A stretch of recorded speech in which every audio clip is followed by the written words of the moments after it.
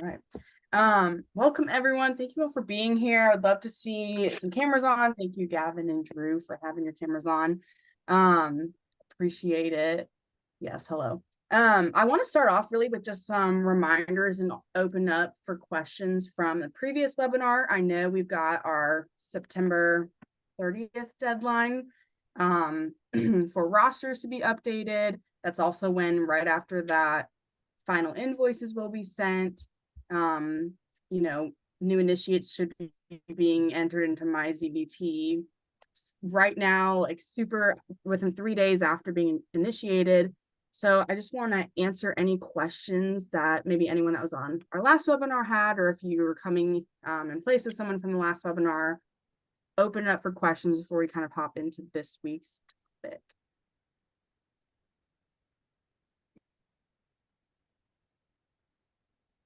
Any thoughts? Yes, Will. Hi, good evening. So I have a question. I know you had mentioned roster updates. Can you hear me, by the way? Yeah. All right, good. Just making sure. So You have we yearly story cyber.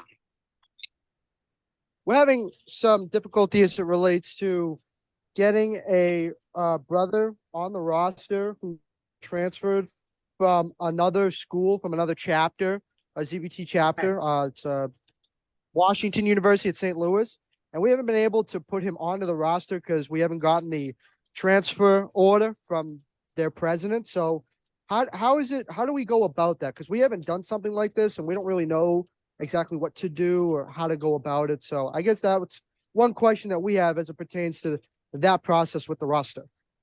Yeah, good question, Will. So we have a transfer form that would need to be filled out by the past president of the WashU chapter, and then you, if they're, like you said, wanting to join the Alpha Omega chapter.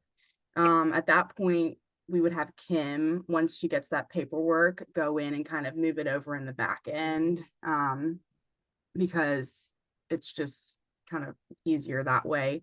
If they're not wanting to join the Alpha Omega chapter, then the WashU president would just mark them as an alumnus in the system, in my ZBT. So it sounds like what needs to happen is we need to get you and the WashU president in contact and at least get that form sent to both of you. Does that make sense? All right, thank you. Yeah, that makes perfect sense. Of course. Yeah. Good question. Thank you. What other questions can I answer?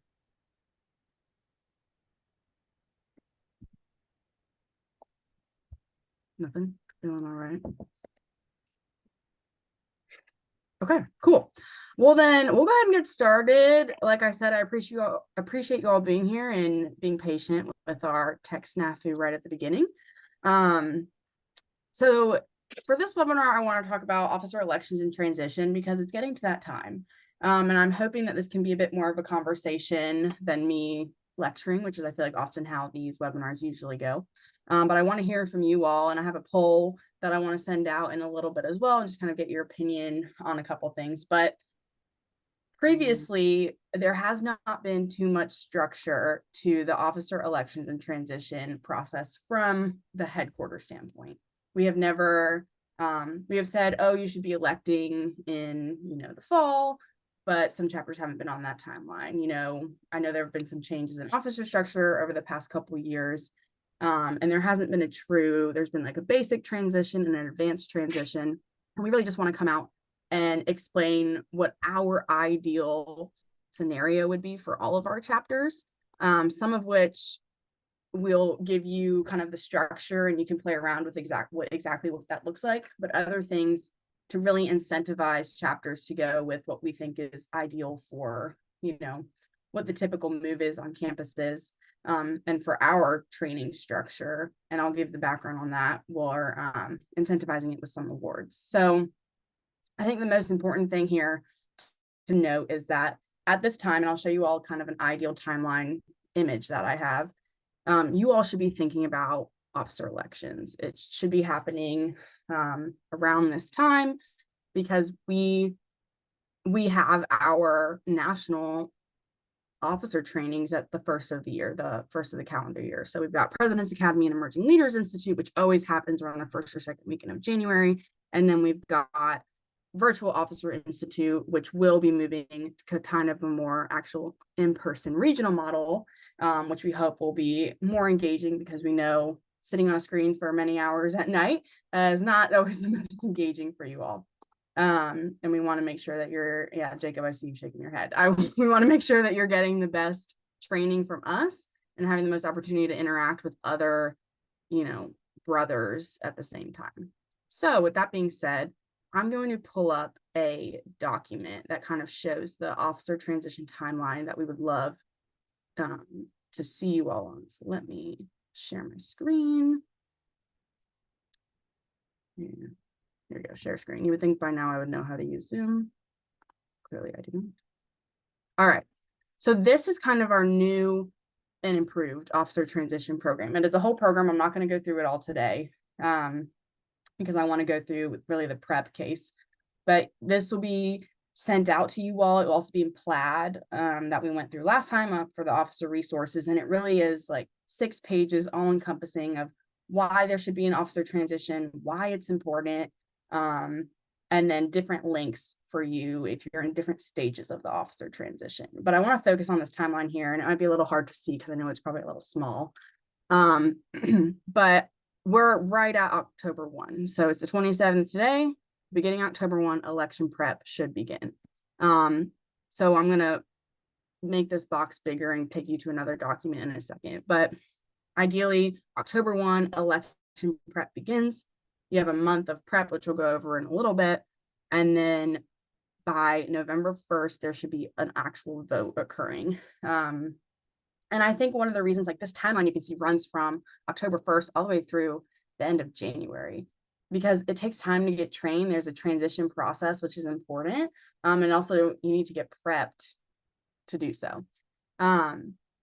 So the first week should be, we're going to go over this outgoing officer panel, officer application form, candidate evaluation, and then vote.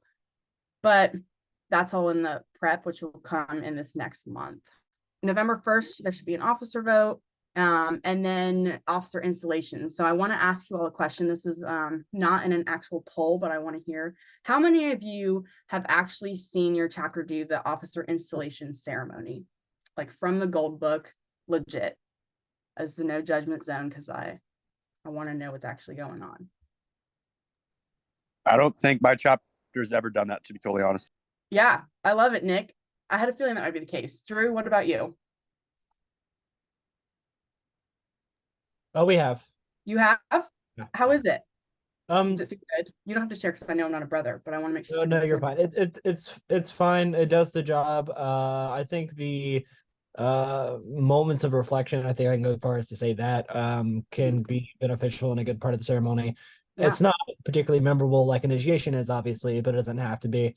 Yeah, I think it's definitely adequate. Okay, good. Glad to hear it.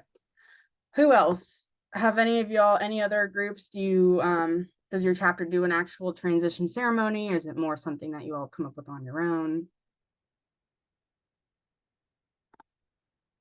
Did anyone else not know that there's actually a ceremony in the gold book, just, similar to initiation, that is supposed to be done when officers are elected?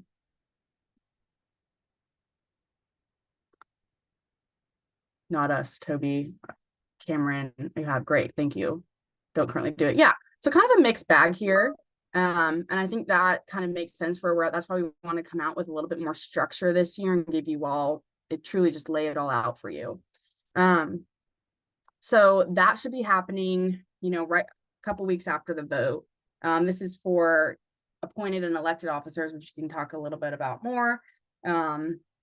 And all the details are found in the gold book. And so David Rind, he's our ritual specialist, and also obviously Ricky as the brother on staff. If you have any questions about the gold book, about ritual, about what it should look like, you can always go to them. Ricky is here, and I'm sure we'd love to chat with you all if you ever have any questions about what a ritual should look like. So that's kind of the through November 15th. We recognize then at that point you're getting towards Thanksgiving, depending on if your quarter or semester finals might be coming up. You hit November and it's just a whirlwind. So we've got a month to do an actual officer transition program. And I know sometimes that falls through finals. I dealt with it when I was an undergrad in my Greek organization, trying to figure out what a transition looked like. And I know that a lot of chapters do more like, I'll call it a soft transition, that word I just made up right now. But it's like, oh, they just, they shadow a little bit, they come and they go to exec for a week and then they get handed the reins. I think this program we've created is a lot more in depth to create like a unified board, actually. Curious for you all that are in leadership positions, which just by scanning the room, it's most of you that are here. Have you ever come into a position, either whether you're the president or just on the board, and felt like you didn't really know how to work as a team? You didn't know what to do and you were just kind of all doing your own thing? You can send an emoji, put in the chat, raise your hand. Yeah, Gavin, I see you. I think it's hard when you're kind of all just being voted in per se. You get your roles, and Drew, thank you, to come in as a team. And so this transition that we've created has more of like, okay, what do we want to do as a team? Like, what are our goals? We've edited out SMART goals because I think SMART goals are, I'm sure you all have used those 1,000,001 times. But just wanted to like figure out goals of what you want as a team and also how you all work well together. So whether that looks like, some healthy conflict, knowing how to have hard conversation, that all comes with being a leader. So we wanted to give you those opportunities as well. And then we know, holidays roll around. So January is a very blanket, large thing. Officer academies, like I said, specific headquarters trainings, whether that's VOI, ROI. So the timeline might be a little extended for that. And then ideally, there would be an entire e-board retreat, executive board retreat by the end of January. So we've got January 31st there. And then at that point, it would be all of our hopes that you all feel comfortable working together as a team. You've been working together now, by that point, hopefully 2 months. And you understand what it's like to be on a team. You understand what it's like to work together and have those goals. And you can set the expectations for the chapter, for your board, because every board has their own expectations and it's important to communicate those. So that's kind of the gist with this document. A quick run through of the rest is the whole transition guide and transition program. I'm not going to run through this today because I want to go through the prep work, which is, most of October, but I wanted to share that with you. So I'm going to stop sharing my screen for right now. Does anyone have any questions of anything we've talked about so far or concerns? Yeah. So where can we find that officer transition guide that you Great showed question. us? Yeah, so it will be hopefully in Plaid, the officer resources. Honestly, finishing up a couple links to make sure that you all are able to see everything and there's no tech snafus there, but it will be emailed out to all of you. It will probably be in a newsletter that goes out on the website, and also in my ZBT on the Plaid officer resources. All right. Thanks. Yeah. Other questions? I guess what are the advantages of having a calendar year election cycle versus a academic year? Also, as a comment, our fraternity is largely based in School of General Studies, which is a non-traditional pathway school at Columbia. Ergo, a lot of the brothers are not necessarily graduating in the spring. A great portion of them are graduating in the fall as well. So it's not really particularly clean where the graduation year is going to fall for each class that comes through the fraternity. Gotcha. No, I understand that. So when it comes to, I'll start with the first one. What are the, advantages of having a calendar year? So the first one would be, it falls in line with the international headquarters training. It's really important because when it comes to those trainings, everyone on the e-board will be on the same mindset per se. Every officer role, an officer position should be attending those trainings. We have them set for them. So that is the first thing. It also now, like I said, we're incentivizing it to get on the calendar year. It makes you Brummer Cup eligible. If you are not on the calendar year, you won't be eligible for the Brummer Cup. And that's because we need everyone to get that training and make sure, because if not, it definitely could be a risk because you're not getting that training on the appropriate timeline. Jacob, saw your hand go up.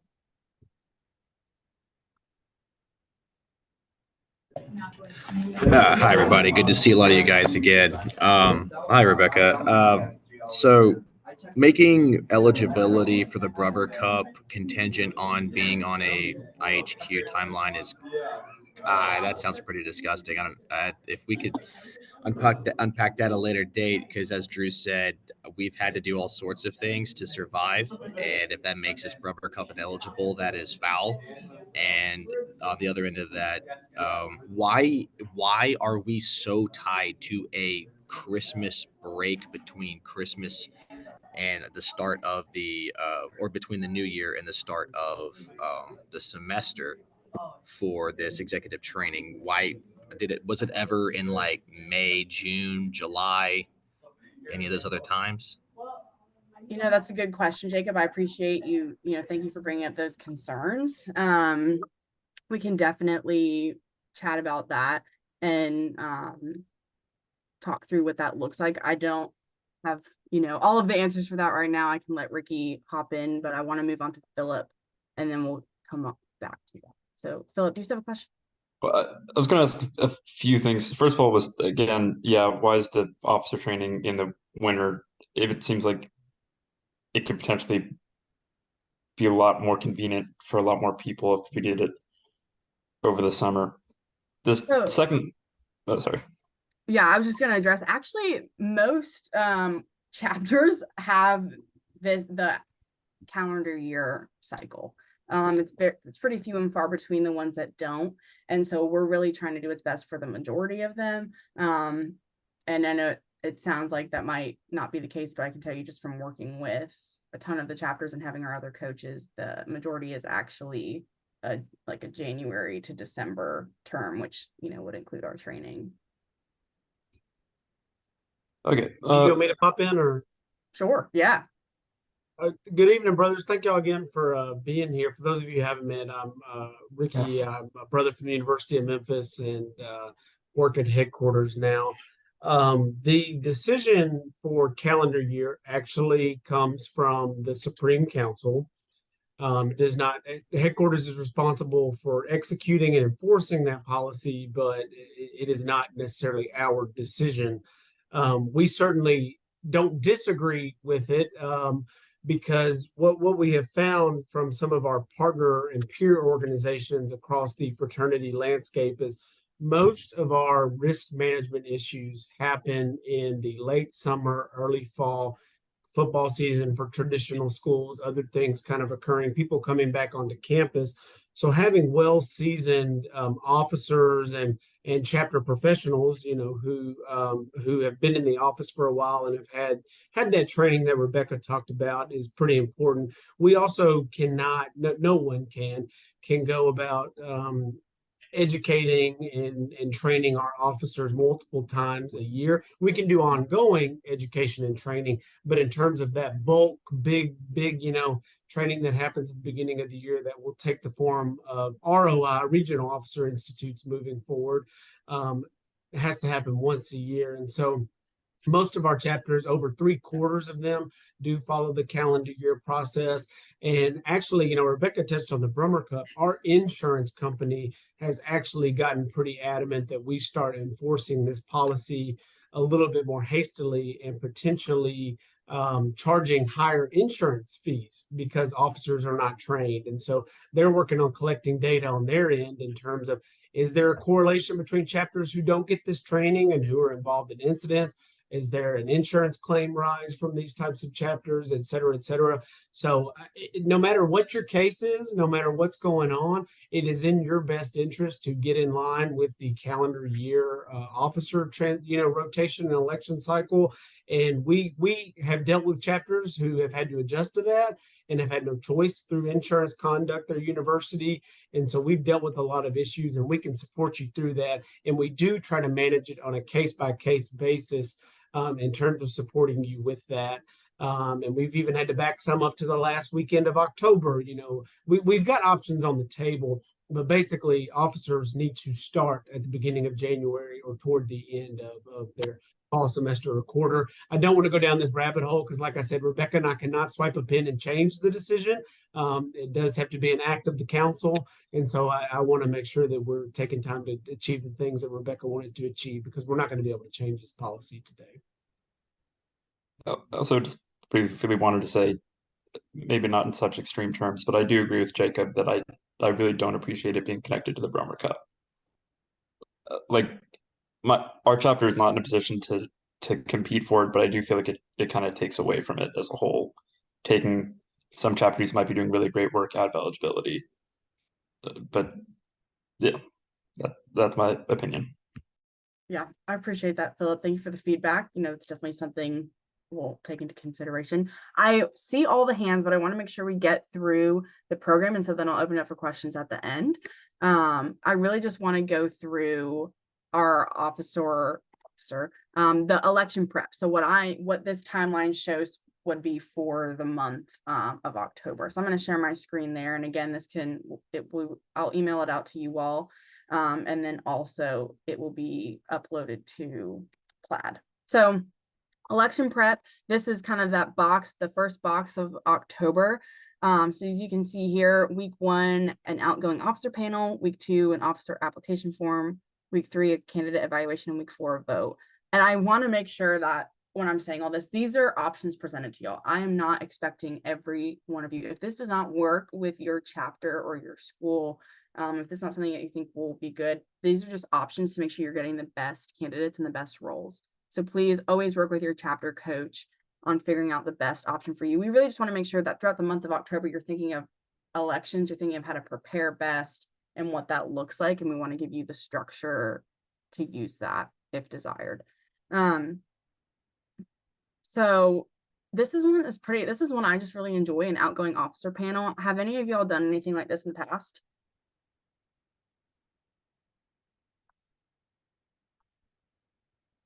Yes, no, maybe so. Only really during the actual election. They had like a meeting Yeah. where they went over these questions. Yeah, so that's perfect. During the actual election or have a meeting where we go over those questions. Essentially, it's a time for anyone interested in running gets the opportunity to hear what exactly what the day-to-day life is like. Because we can have these, you know, job officer descriptions, we have the officer manuals, but when you're actually doing it in practice, we all know things go a little haywire sometimes. So this is an opportunity for anyone interested to ask questions. Ideally, this would be facilitated by the outgoing president or chapter advisor if you have one.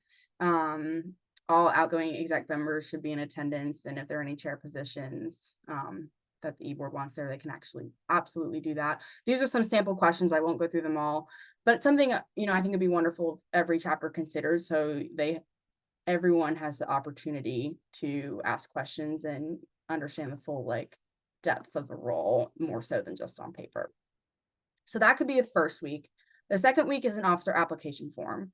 I did have a poll ready for this, but I'm just going to ask it and you can give me a thumbs up or whatever. Has anyone considered an officer application form before? And application might not be the right word, but an eligibility form.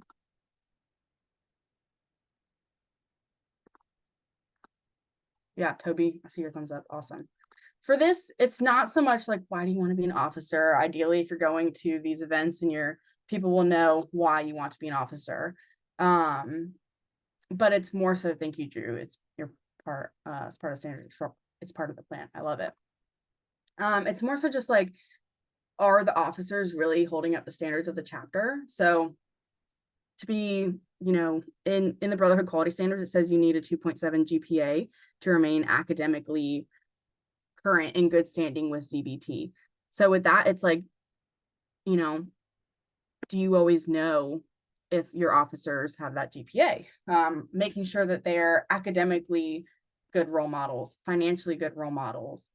This is the type of thing I'm talking about here. So just having something that, yeah, goes through the standards director to be like, okay, this person really is actually not eligible to run because they haven't paid their dues in a year. I'm not sure that you all would want someone that hasn't paid their dues in a year to be on an executive board or to have a position of that nature, because they're the ones supposed to be holding people accountable for that. And so if they can't even hold themselves accountable, you know, we want to make sure that we're able to have those tough conversations.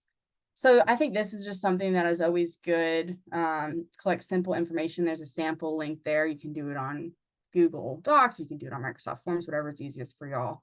But it's just so you know who's eligible. And if at any point someone is not eligible, they should be notified by the chapter advisor, and your chapter can decide based on the Constitution what would make someone not eligible to be an officer. We're not telling you how to run that. This is your ship, and you can do it how you do it as you wish. But just know this is something that we're recommending. Week 3 and week 4 kind of, I would say, we're giving you this option. This is not necessary always, but a candidate evaluation. From what I have heard, most chapters do this on the night of the actual vote, and it takes a really long time. Sometimes it can be fun. You can build camaraderie and eat pizza, but other times it just takes a really long time because you're going through and doing like pro con for everyone or whatever that looks like.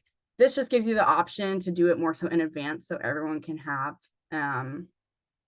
you know, a week to think and process. If you're like me, I take like some time to process. So have the opportunity to think and make sure you're making the best informed decision. It's important to know that this is not really time to attack their personal life or character. Keep it professional, like what their leadership capabilities are.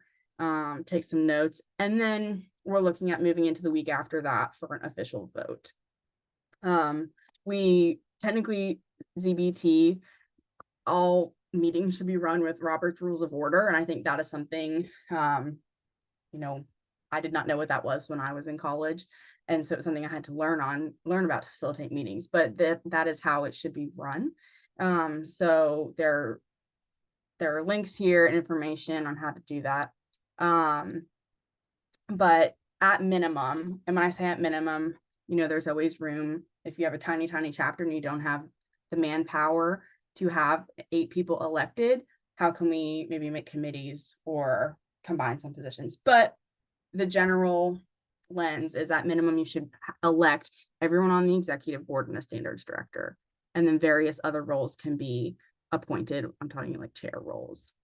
And that ideally could be done towards the end, you know, end of the year. And then you would start in with transition as the school year heads to winter close.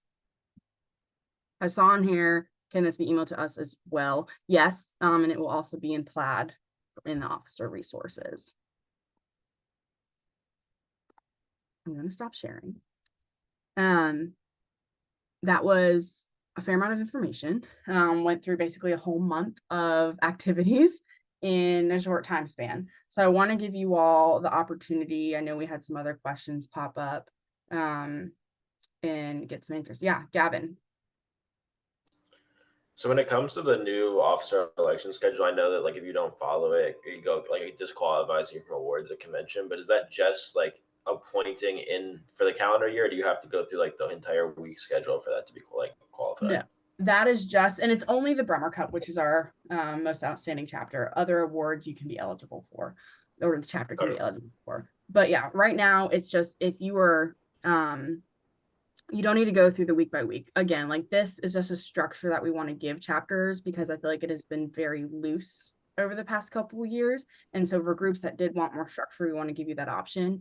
As long as you are abiding by a calendar year transition, so whether that transition happens in November, December, early January, as long as there is a new e-board to come in with the headquarters timeline for national headquarters training and our national officer training, then the chapter is good to go for the Bremer Cup. And that being said, I'm assuming that disqualifies like seniors from running for positions because they wouldn't be able to finish the term for the next calendar year. Yeah, so it does. It doesn't necessarily disqualify them, but would be ideal to have someone that can run and be in a role for the entire term. Drew. Thank you. Yeah. So I think you said this, but I didn't hear it. RLI, is that going to be in person or is that going to continue to be online? It is a plan for it to move back in person. Ricky, is that scheduled to be in person this spring? Yeah, it'll be 6 regional campuses across the country. Have not selected those cities yet. We're kind of pulling the data from like where most of our undergraduate men are. It won't be, you know, if you remember back from the old days, or have heard stories where all the BDDs go to Chicago, all the finance directors go to LA. It will be regional for all officers, and we'll have different tracks for officers in those cities. So I vote for New York. Appreciate that. What other questions?